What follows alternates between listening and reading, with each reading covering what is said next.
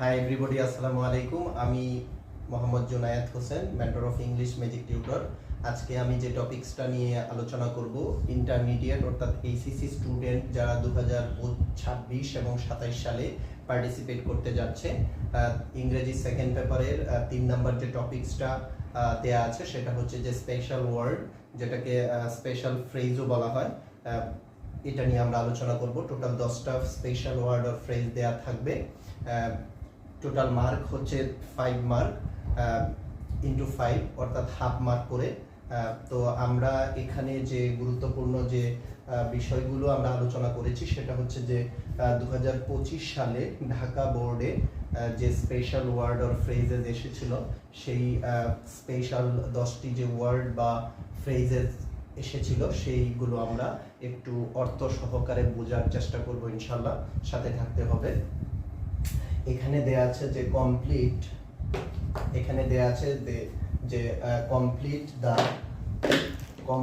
Complete the sentences with suitable phrases or words given in the box. অর্থাৎ একটা বক্সের মধ্যে টোটাল 10টা ওয়ার্ড দেয়া থাকবে, যেগুলোকে স্পেশাল ওয়ার্ড বা ফ্রেজেস বলা হয়।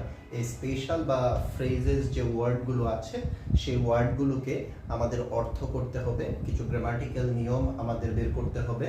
পাশাপাশি হচ্ছে যে আমাদের বের করতে হবে যে 10টা স্পেশাল ওয়ার্ড দেয়া থাকবে, এই 10টা স্পেশাল ওয়ার্ড উপরে বক্সের মাধ্যমে দেয়া থাকবে এবং নিচে টোটাল 10টা সেন্টেন্স দেয়া থাকবে। সেন্টেন্সগুলো অনেক সময় কিছুটা বড় দেয়া থাকে, কিছুটা ছোট দেয়া থাকে। তো এই সেন্টেন্সগুলোর অর্থগুলোকে প্রপারলি বুঝতে হবে এবং প্রপারলি বুঝে, অর্থাৎ টোটাল যে 10টা বক্সের মধ্যে যে 10টা ওয়ার্ড দেয়া আছে সেই 10টা ওয়ার্ডকে সঠিকভাবে অর্থ করে, মিনিং করে, বাংলা মিনিং করে নিচের 10টা সেন্টেন্সকে যে শূন্যস্থানে যে ওয়ার্ডটা বলবে সেটাকে সুইটেবল ওয়ার্ডটা সেই সেন্টেন্সে বসিয়ে দিতে হবে। অর্থাৎ এখানে টপিকসটা এইভাবে লেখা থাকবে যে টপিকসটা হচ্ছে যে কমপ্লিট, সম্পূর্ণ করো দ্য সেন্টেন্সেস, সেন্টেন্সগুলোকে কিভাবে উইথ সুইটেবল অর্থাৎ কি উপযুক্ত ফ্রেজেস নিয়ে অথবা ওয়ার্ডস নিয়ে গিভেন ইন দ্য বক্স, যেটা নিচে যে গিভেন করা হয়েছে যে বক্সে দেয়া আছে সেই বক্সের অনুযায়ী। এখানে আমরা প্রথমেই দেখেছি যে দেয়া আছে যে লেট অ্যালোন মানে হচ্ছে চিন্তা করা যায় না বা ভাবা যায় না, চিন্তা করা যায় না বা ভাবা যায় না।